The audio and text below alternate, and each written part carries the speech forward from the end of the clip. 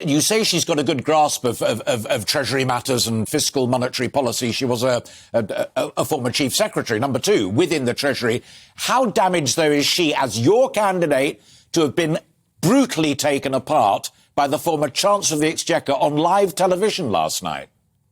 I don't recognise that characterisation at all.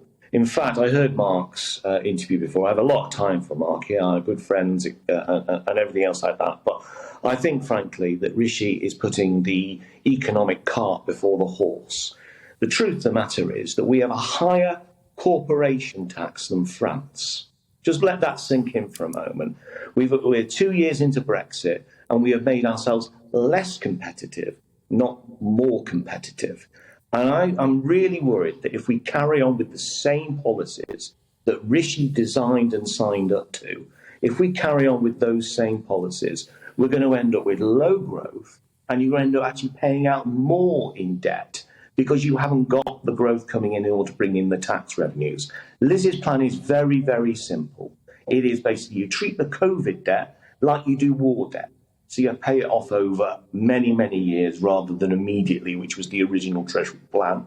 And then you introduce these specific targeted tax cuts in order to boost the economy and thereby boost tax revenues.